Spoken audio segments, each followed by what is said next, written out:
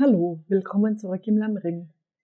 Wir sind jetzt bei Wir hatten Marché, was bedeutet, ich erkenne, dass jede meine Mutter war. Und dann Chin-Chen. Ich denke an all die guten Dinge, die sie für mich getan haben, als sie meine Mutter waren.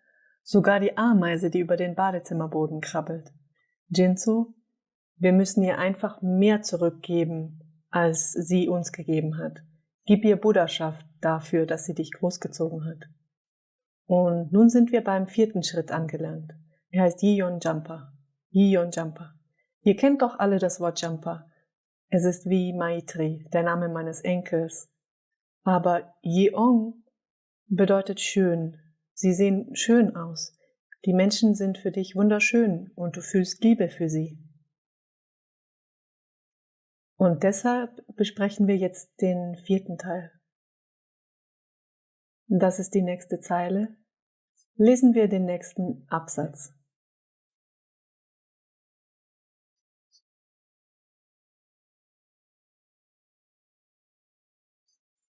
Du erreichst diese 4. Ebene, wenn du Menschen ansiehst und das Gefühl hast, dass sie für dich super schön aussehen. Du bist mit ganz normalen Leuten zusammen und du machst ganz normale Dinge mit ihnen. Dann schaust du sie einfach an und denkst dir, Mann, sie sind so schön. Nicht unbedingt physisch, aber du spürst diese Schönheit in den Menschen um dich herum. Und es ist ein bisschen so, wie wenn du mit ein paar Leuten zusammenarbeitest. Ihr arbeitet intensiv zusammen, die Arbeit ist erledigt und dann sieht jeder für dich schön aus. Nampacharva bedeutet, so sieht es für dich aus. Also Geshe Potova war einer dieser Kadampa-Lamas vor etwa 1000 Jahren in Tibet und eine ältere Frau, Ama Gemo bedeutet ältere Frau, kam auf ihn zu und fragte, was ist diese wunderschöne Liebe? Was bedeutet es, diese Liebe zu empfinden, bei der man die Menschen um sich herum als wirklich schön wahrnimmt? Was ist das? Wie kann man das beschreiben? Wie bekommt man das? Und er sagte, es ist die Art von Liebe, die du für deinen Sohn empfindest. Der Name ihres Sohnes war Tölekor. Also das ist so etwas wie John oder Pachi oder so. Er sagt, die Liebe, die du für deinen Sohn Pachi fühlst, das ist wunderschöne Liebe. Und das Ziel ist, sie für jeden zu empfinden. Du findest ihn super schön, weil er dein Sohn ist. Aber kannst du das jetzt für alle machen?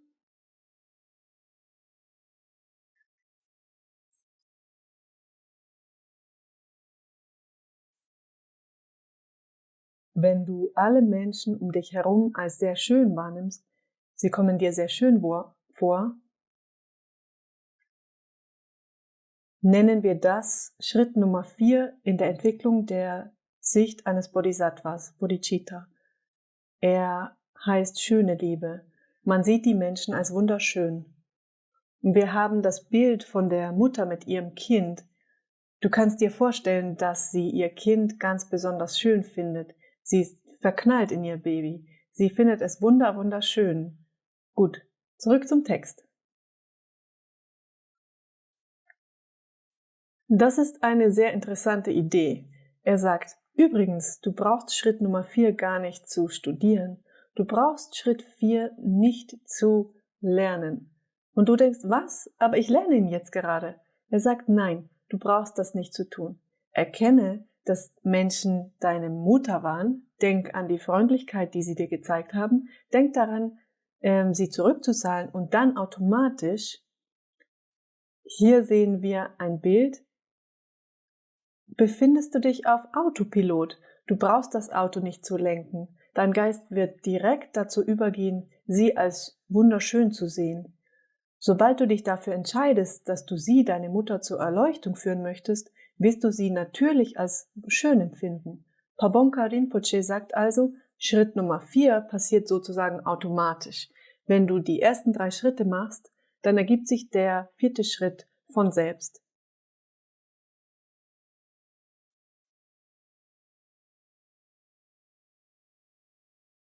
Nyuwa Tön bedeutet, gut darin zu werden. Wenn du die ersten 3 Schritte gut hinbekommst, sie als deine Mutter siehst, daran denkst, was sie für dich getan hat, es ihr zurückzahlen willst, Rangshuki bedeutet, dass es einfach automatisch passieren wird.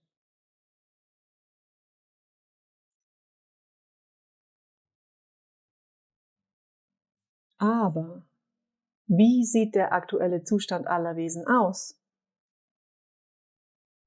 Was passiert mit all den Menschen im Universum?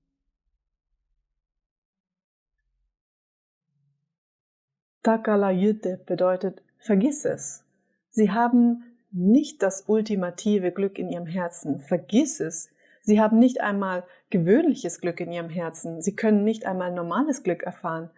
Wir sollten es unserer Mutter vergelten, indem wir sie zum ultimativen Glück führen, aber im Moment können wir ihr nicht einmal gewöhnliches Glück schenken. Selbst für ein paar Minuten ist es schwierig, einen anderen Menschen glücklich zu machen.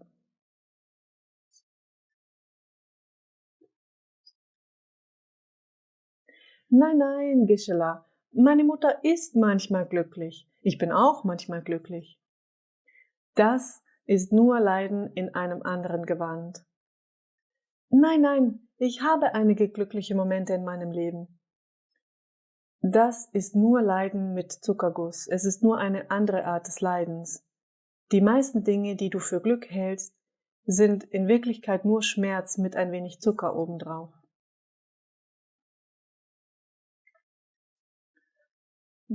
Du kannst darüber reden, versuchen, alle Menschen ultimativ glücklich zu machen, ihnen alles Glück geben, das sie sich wünschen können. Chimarung, ja, das wäre schön, Chimarung. Und übrigens, kommen wir hier zu einer Art tibetischer Philosophie, die sehr nah an den 4 Unermesslichen dran ist. Die Schritte in den 4 Unermesslichen.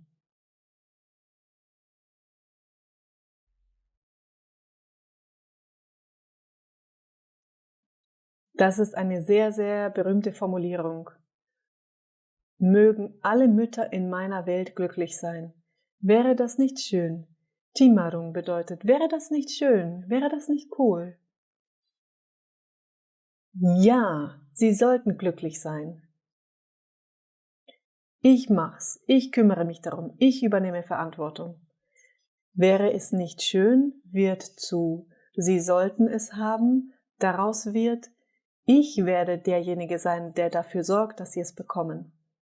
3 Schritte. Chimarung. Wie schön wäre es, wenn alle meine Mütter glücklich wären. Ja, sie sollten es sein. Machen wir es möglich. Ich mache es möglich. Das also sind die 3 Schritte. Wir können 3 Schritte hier auf dem Bild sehen. Manchmal brauche ich viel Zeit, ein Bild zu finden. Manchmal kommt es einfach sofort. Und ja, 3 Schritte. Also nenn mir die 3. Nummer 1, Chimarung. Wäre es nicht schön, wenn alle meine Mütter glücklich sein könnten? Dann Kirje. Ja, das sollte möglich sein. Schritt Nummer 2. Dann Schritt Nummer 3. Ich mache es möglich. Ich übernehme Verantwortung. Übrigens gibt es in den Unermesslichen noch den 4. Schritt, den er hier nicht erwähnt. Was bedeutet das? Ja, hey Lama, hey Lehrer. Lehrer, Lama und Engel, Lama, Hla. Bitte helft mir, es zu tun. Das hatte er hier nicht.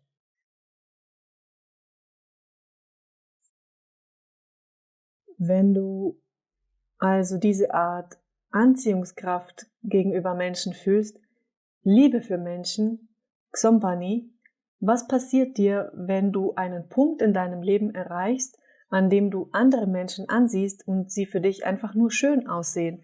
Was ist das Karma? Was für eine Art von Karma ist das? Was passiert dir, wenn du dieses Karma hast? Rinchen-le bedeutet Rinchen-Chewale. Es ist Ratna, nicht Mala. Wie lautet das andere Wort für Mala? Es gibt ein anderes Wort im Sanskrit für Mala, für eine Girlande.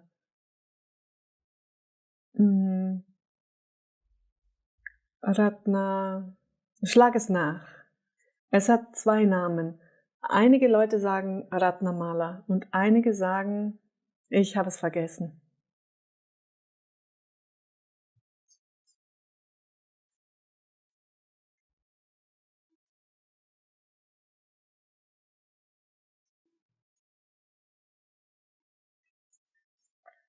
Es gibt eine berühmte Geschichte. Du kochst wunderbare Gerichte für andere, besonders für eine Gruppe von Mönchen oder Nonnen, und du kochst täglich für 300 von ihnen, 3-mal. Du servierst ihnen Frühstück, Mittagessen und Abendessen. Die Idee ist also, dass man beispielsweise den Dalai Lama oder ein anderes heiliges Wesen zu sich nach Hause einlädt und ihnen 300 hausgemachte Gerichte serviert, 3-mal an einem Tag. Aber selbst im Vergleich zur Bewirtung dieser hohen Lamas, hochrangigen Nonnen und Mönche, bedeutet Jampa Yitsam, wenn du nur einen kurzen Moment in deinem Leben denkst, oh, diese Menschen sind so wunderschön. Wenn dir dieser Gedanke nur einmal so durch den Kopf geht, oh, diese Menschen sind so wunderschön, dann ist das kraftvoller, als sehr hochrangigen Lamas Tausende von Mahlzeiten zu servieren. Das ist besseres Karma, als allen hohen Lamas diese Mahlzeiten zu servieren. Charmepot bedeutet, du kannst das Karma nicht vergleichen. Charmepot bedeutet, dass es nicht 1% ausmacht. Das Karma des Servierens, des Kochens, selbstgekochtes Essen für 1000 hochrangige Lamas oder einfach nur der beiläufige Gedanke, oh, diese Menschen um mich herum sind so wunderschön, ich möchte, dass sie glücklich sind. Das ist besseres Karma, viel besseres Karma. Habt ihr das verstanden? Weiter geht's. Ratnamala. Ich werde es euch später erzählen. Ihr könnt es finden. Sein Buch heißt nicht Ratnamala, es heißt anders. Nein, such weiter. Ich schaue später nach. Hier ist ein Vers. Er zitiert einen Vers. Das wird dir passieren, wenn du, das ist die Kraft des Karma, auf einem Stuhl zu sitzen und andere Menschen anzusehen und zu fühlen, dass sie schön sind. Sie sind wie mein eigenes Kind und ich möchte, dass sie glücklich sind. Für mich siehst du so schön aus. Die Chlas und die Mies werden Jampa für dich sein. Was bedeutet das? Die mächtigen Götter, weltlichen Götter und auch die tantrischen Götter und Menschen, sie werden dich mögen. Wenn du Leute triffst, werden sie freundlich zu dir sein und sagen, hallo, guten Morgen. Ich war heute Morgen zur Blutuntersuchung, ein normaler Check-up, und die Dame war so nett und sie sitzt den ganzen Tag nur dort, sie steht um 4 oder 5 Uhr auf und sie war so nett. Und das ist einfach Jampa. Die Leute sind Jampa zu dir. Sie werden auch dafür sorgen, sicherstellen, dass es dir gut geht. Sie werden dich beschützen, so wie Jigme, die mich früh am Morgen abholte, um dorthin zu fahren. Dann wirst du dich immer glücklich fühlen. Tief in deinem Inneren wirst du glücklich sein. Das kommt davon, wenn man diese Momente von Vali, Ratnavali hat. Yiddeba, du wirst dich glücklich fühlen.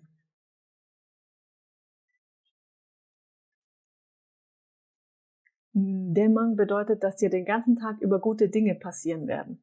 Übrigens, was ist nochmal dieses Karma? Denk nur für ein paar Sekunden daran, wie schön die Menschen um dich herum sind.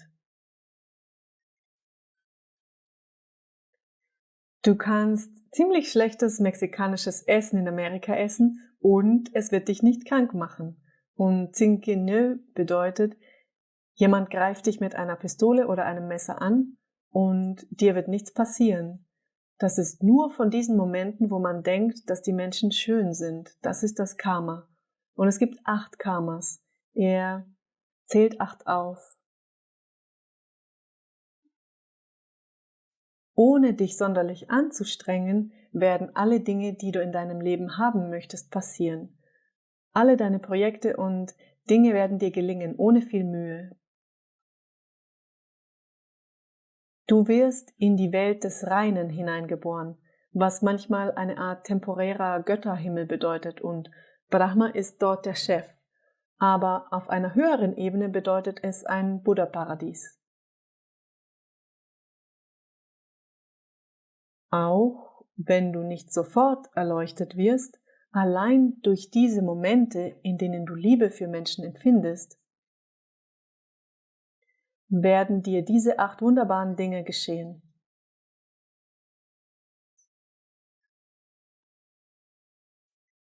Daher werden diese 8 Vorteile des Karma, andere Menschen einfach einmal als schön zu sehen, zu dir kommen.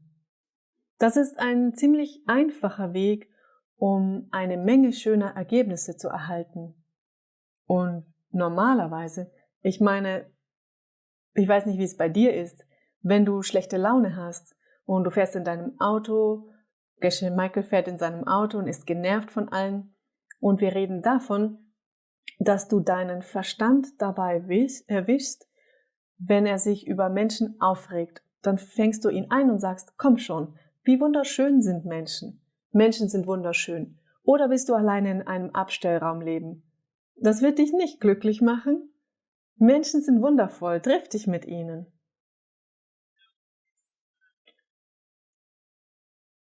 Nun, es gibt einen äußerst wunderbaren Vers von Arya Nagarjuna, den ich hier gerne einfügen möchte. Ich füge also einen neuen Vers in den Text ein. Dies ist einer meiner absoluten Lieblingsverse. Wenn ich mich nicht irre, ist das auch das Ratnavali. Und ich glaube, ja, wie auch immer, hier ist er. Ich unterrichte ihn den Leuten im DCI sehr oft und ich möchte ihn euch zeigen, weil er von der Kraft dieses Karmas spricht, einfach zu denken, dass die Menschen um dich herum schön sind. Denk nur für ein paar Minuten darüber nach, wie schön die Menschen um dich herum sind. Gehen wir also diesen Vers durch. Zeigst du diesen Vers? Den Vers von Nagarjuna? Gut.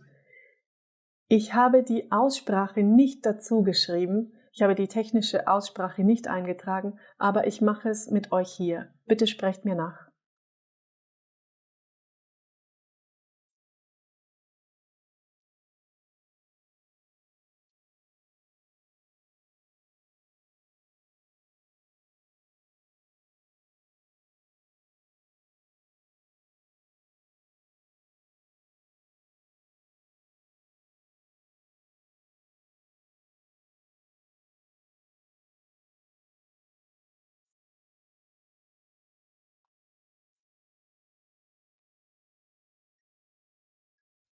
Gut, gehen wir ihn durch.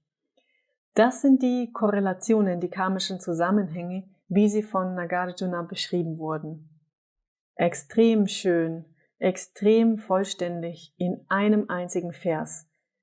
Die Leute sagen mir, ich möchte etwas Tibetisch lernen, ich möchte etwas Sanskrit lernen, dann lern diesen Vers. Dies ist ein großartiger Vers zum Lernen. Es ist sehr kraftvoll, Verse im Gedächtnis zu haben. Es ist, als würde Nagarjuna den ganzen Tag mit dir reden. Also merke ihn dir. Das sind die karmischen Korrelationen nach Arya Nagarjuna. Dana Bhoga. Was bedeutet Dana? Ja, geben. Und was ist das lange AT im Sanskrit am Ende eines Wortes? Langes AT? Genau, von. Wenn du Dana machst, bekommst du dies. Er wiederholt also ständig dieses AT, das für ein Substantiv, das auf A endet, von bedeutet. Dana bedeutet von und das T ändert sich zu D vor einem B, das ist alles. Also Dana. Was hast du davon, wenn du Leuten etwas schenkst? Boga. Boga bedeutet Genuss? Ja, viele Sachen, wie Sambhogakaya. Du bekommst Geld, du wirst wohlhabend sein, dein Leben wird voller Geld, Häuser, Autos, Sachen sein, schöne Dinge, hübsche Dinge, Dinge, die man gern besitzt. Du kannst mehr Geld haben, um zum Beispiel ALL zu helfen. Ruf einfach den Goldclub, den Club d'Oro an. Du bekommst das Geld, um es für wohltätige Zwecke zu geben, durch Danat. Nun, wegen der Poesie muss er das nächste rückwärts sagen. Shilat von Shila. Ja, ethischer Lebensstil. Wörtlich bedeutet Shila, wisst ihr das? Kühl und erfrischend, Shila. Also Shilat. Dadurch, dass du nett zu anderen bist, bekommst du Sukham. Du bist einfach immer glücklich. Übrigens, inzwischen kannst du erkennen, dass er durch die 6 Vollendungen geht. Was ist das nächste, was wir erwarten? Ja, reg dich nicht auf. Kshantya bedeutet Geduld. Kshanti bedeutet Geduld. Und dieses KSH in Sanskrit wird im Englischen oft zu QUI, also quiet, auf Deutsch leise. Leise von Friedlichkeit wirst du Kanti. Kanti bedeutet golden. Doro, das ist Doro, golden. Das ist Kanti. Es bedeutet goldener Teint, was Schönheit bedeutet. Entweder gut aussehend oder schön. Also entweder Pachi oder Pau wirst du, wenn du geduldig warst im letzten Leben. Was mit dem nächsten Leben ist, wissen wir noch nicht.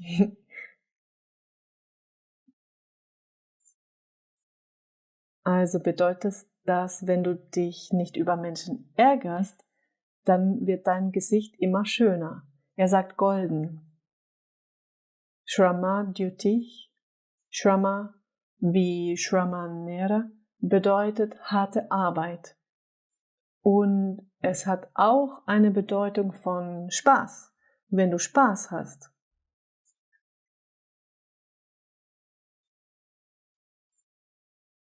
Shantideva definiert die 4. Vollendung als Spaß haben, wenn du Leuten etwas Gutes tust. Also einfach Spaß daran haben, gute Dinge zu tun, keine schlechten Dinge.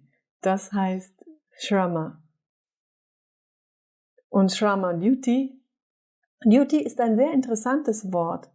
Es ist das moderne Hindi-Wort für Elektrizität. Und es bedeutet, du wirst eine elektrisierende Persönlichkeit haben. Und das bedeutet, du wirst ein Führer. Die Leute fühlen sich von dir angezogen. Du wirst eine starke, attraktive Persönlichkeit haben. Wie nennt man das? Genau, charismatisch. Das heißt Duty. Du wirst eine elektrisierende Präsenz haben. Das ist auch das Wort für Blitz im alten Sanskrit. Duty. Dhyanaj bedeutet, es ist von Dhyana, von Meditation. Shanti. Sha wird nach C zu Cha. Dieses Chantir ist also Shanti, was friedvoll bedeutet. Du wirst immer friedlich sein. So geht er durch die 6 Vollendungen und gibt die karmischen Korrelationen in einem einzigen schönen Vers. Und es ist sehr gut, ihn auswendig zu lernen. Wenn du etwas Sanskrit lernen willst, um andere auf Cocktailpartys zu beeindrucken, am Lake Chapala, in diesen Restaurants dort, dann lern einen Vers Sanskrit. Mater bedeutet Mati. Ja, der Geist, also Weisheit. Was bedeutet, du verstehst die beiden Ehemänner in der Küche. Das heißt Mati. Und der Ablativ ist Mater, von Mates, von Verstehen, Mukti. Wirst du frei. Freiheit kommt daher, dass du deinen Ehemann in der Küche verstehst, wenn er dich anschreit. Aber, Gisela, warum hast du diesen Vers hier eingefügt? Wir sprechen nicht darüber. Ich meine, das ist sehr schön, aber wir sprechen nicht darüber. Ja, aber wir reden über das Nächste. Und das ist Kirpa Sarvartha Sadhani. Kirpa bedeutet Liebe. Kirpa bedeutet Liebe. Sarva bedeutet alles. Sarva Artha bedeutet wie Siddhartha Ziele. Sadhani, du wirst erreichen. Dieses Sad bedeutet erreichen. Du wirst alle deine Ziele erreichen. Was er sagt, und das ist sehr außergewöhnlich, und ich denke, viele meiner christlichen Freunde würden zustimmen, er sagt, ja, du kannst die 6 Vollendungen praktizieren, sie sind wichtig, jede hat ein starkes karmisches Ergebnis und natürlich solltest du sie praktizieren. Aber wenn du 5 Minuten wahre Liebe für jemanden empfindest, erreicht das alle Ziele zusammen, alle 6 Ziele. Sarvartha, du bekommst alle 6 Ziele zusammen durch 5 oder 10 Minuten wahrer Liebe für jemanden, schöne Liebe. Vergiss das nicht. Ein vorübergehender Moment, in dem du denkst, alle Leute um dich herum sind super schön, ist gleichwertig zu dem Karma der 6 Vollendungen. Wow. Oder 1 Million Mönche zu bewirten. Gut. Nächster Teil des Textes. Wenn du fühlst, dass die Menschen schön sind, je stärker du dieses Gefühl machen kannst, desto mehr kannst du das Karma vervielfachen. Je mehr Leuten du mit wunderschöner Liebe begegnest, desto kraftvoller ist diese Liebe. Kyabe.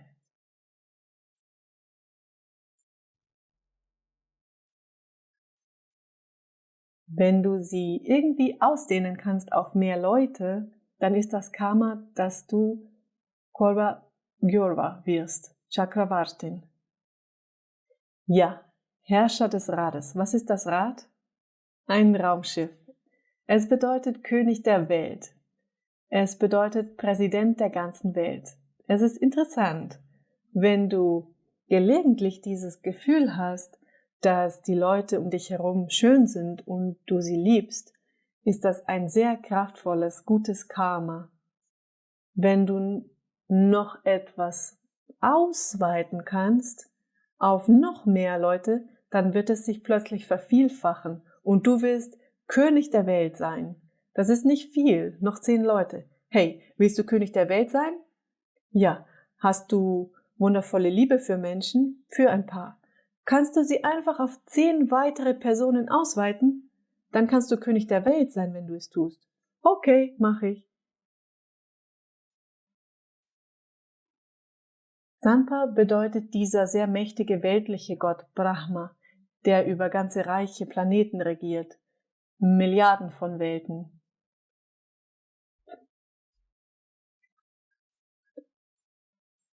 Deshalb hieß es im obigen Vers, du kannst zum Ort von Brahma gehen, wenn du diese schöne Liebe hast. Aber wenn du diese schöne Liebe auf alle Wesen gleichermaßen und das Universum selbst ausweiten kannst, nennen wir das großer Brahma, Mahabrahma, was Buddhaschaft bedeutet. Du kannst Buddhaschaft erlangen. Versuch einfach, deine schöne Liebe etwas weiter auszudehnen. Gut.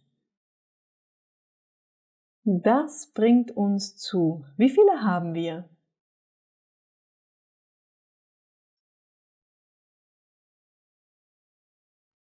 Stimmt das? Sind wir bei 5? Ja, wir sind bei Nummer 5. Großes Mitgefühl, Mahakaruna, da haben wir es. Lasst uns zu Nummer 5 gehen. Schritt Nummer 5 der 7 Schritte, 7 Ursachen und Wirkungen, um die Bodhisattva-Vision zu bekommen. Was ist es? Was ist großes Mitgefühl? Jumbo bedeutet, das ist das wirklich scharfe und effektive Werkzeug, das dir helfen kann, Erleuchtung selbst zu erlangen. Jetzt sprechen wir über Mitgefühl. Im Allgemeinen ist der Unterschied zwischen Mitgefühl und, wie sagt man, nun, man kann sagen, Jampa bedeutet, dass du Menschen liebst, du fühlst Maitri, Mitgefühl, und dann heißt Ninje, dass du ihnen helfen willst, ihrem Leid zu entfliehen. Also Jampa heißt, du willst, dass sie etwas Schönes haben, und Ninje heißt, du willst, dass sie dem Schmerz entkommen. Wir kommen später noch dazu, es gibt eine große Debatte darüber. Manche Leute sagen, Jampa kommt zuerst. Erst musst du jemanden lieben wie dein eigenes Kind, dann kannst du seinen Schmerz wegnehmen wollen. Und manche Leute sagen, nein. Wenn ein Kind vom Rad fällt und sich verletzt, gibst du ihm kein Bonbon. Du kümmerst dich zuerst um den Schmerz und dann gibst du ihm Liebe. Also Mitgefühl und Liebe. Je Tsongkhapa sagte,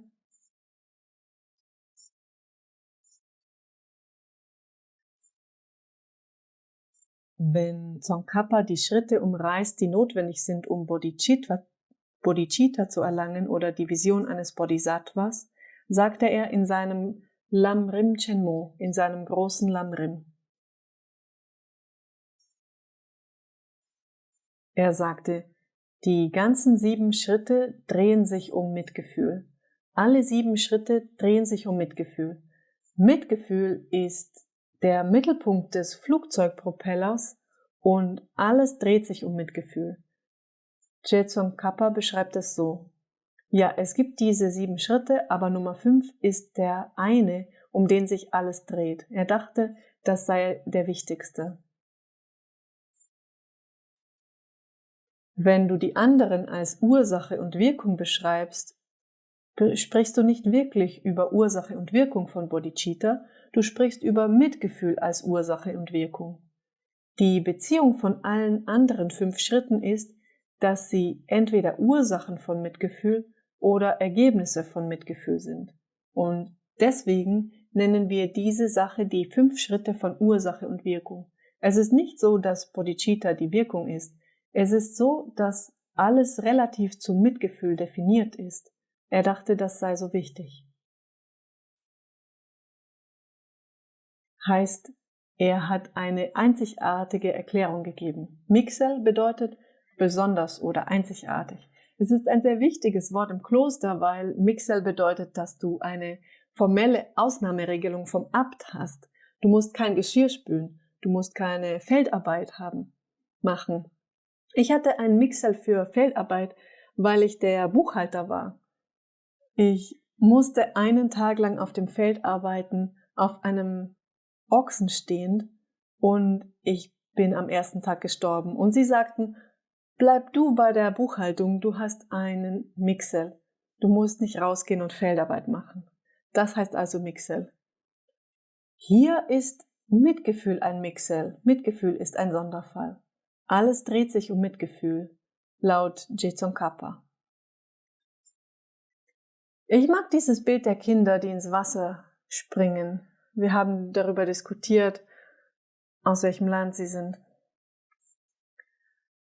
Aber es scheint mir, dass man aus Mitgefühl springen kann zu Dakshin Minje. Was heißt das?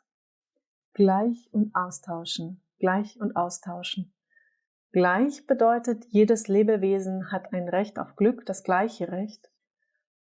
Austauschen bedeutet, versetz dich in die Lage des anderen und betrachte, wie hart du mit anderen Menschen umgehst. Das macht Spaß. Es bedeutet nicht, dass ich so tue, als ob ich Pao bin und ich bin nett oder so. Es bedeutet, dass ich Pao bin und Geshe Michael ansehe und sehe, wie anstrengend Geshe Michael für Pao ist. Man kann also gleichsetzen, ich bin dir gleich, wir haben gleiches Recht auf Glück. Warum sollte Geshe-la jemand anderen schicken, um ein Croissant zu holen? Warum können die Leute nicht Geshe-la schicken, damit er ein Croissant holt. Das wäre gleichberechtigt, oder? Und dann, wie fühlt es sich an, wenn Geshe-la sagt, hol mir ein Croissant, aber Geshe-la sagt nicht, ich hol dir ein Croissant? Es fühlt sich unfair an, es fühlt sich ungleich an, oder? Das sind also die beiden Schritte von Nyamje. Wenn du dich hineinfühlen kannst in den Schmerz anderer Menschen, dann kannst du dich mit anderen austauschen. Wenn du dir bewusst machen kannst, dass jemand anders sich schlecht fühlt, weil er losrennen muss, um Croissants zu holen, wenn du diese Art von Bewusstsein oder Sensibilität für die Gefühle anderer erreichst, dann kannst du dich austauschen, Das ist ein guter Punkt für einen Absprung, wenn du die andere großartige Methode anwenden willst, um Bodhicitta zu erlangen, die aus 2 Schritten besteht. Zu sehen, dass du genauso bist wie andere und dann mit ihren Augen auf dich zu blicken. Das ist der 2. klassische Weg, um Bodhicitta zu erlangen. Und das hier ist ein guter Punkt für den Absprung von den 5 Schritten zu den 2 Schritten von Shantideva. Das ist ein guter Punkt zu springen. Wenn du Lust hast, es gibt eine besondere Meditationspraxis. Wie heißt sie? Ich habe es vergessen. Sich selbst und andere austauschen? Nein, das ist wie, du gehst hoch durch die 8 Level der Formreiche und dann gehst du hoch zu den 4 und 4. Es heißt Pelgom. Es bedeutet, dass du nicht 1, 2, 3, 4, 5, 6, 7, 8 machst. Du gehst 1, 3, 5, 7, 6, 4 und springst. Also, wenn du Lust hast, und hier gibt Geshe Michael dir eine extra Aufgabe, das steht nicht im Text, wenn du etwas Besonderes machen willst, wenn du dich herausfordern willst, versuche zwischen den beiden Methoden zu springen, um Bodhicitta zu erlangen. Die erste sind die 5 Schritte, die wir studiert haben, und die zweite ist Dakshin Nyamje. Gleich werdet ihr bewusst, dass du und andere gleich sind und versuche dann zu sehen, wie sie dich sehen. Und das heißt, sich selbst und andere austauschen. Aber es ist nicht das, was du denkst. Es ist nicht, dass man sich in die Lage des anderen versetzt. Es bedeutet, dass du dich in Christinas Körper versetzt und Geshe Michael anschaust und siehst, wie es sich anfühlt, Christina zu sein, der von Geshe Michael behandelt wird. Du kannst so oder so Bodhicitta erlangen. Was ich sage ist, Tsongkhapa sagte, die 7 Schritte, um Bodhicitta zu erlangen, drehen sich um Schritt Nummer 5. Und ich sage, noch eine coole Sache ist, wenn du willst, kannst du von Schritt 5 zu Shantidevas Methode springen, um Bodhicitta zu erlangen. Im Moment studieren wir Atishas Art, um Bodhicitta zu erlangen.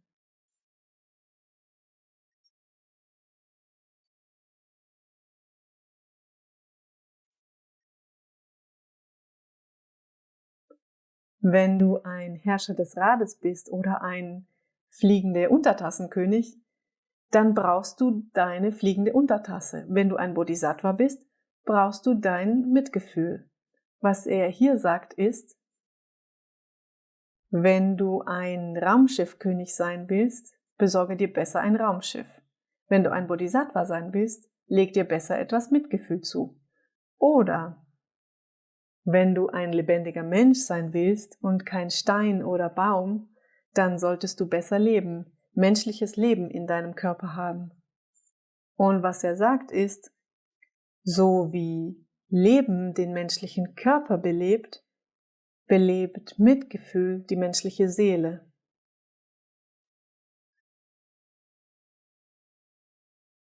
Cool, wir haben diese Klasse beendet und dann gehen wir weiter wir machen einen Ausflug zu Tsongkhapas großartigstem Buch über Leerheit, denn da gibt es etwas, was uns helfen wird bei unserem Bodhicitta.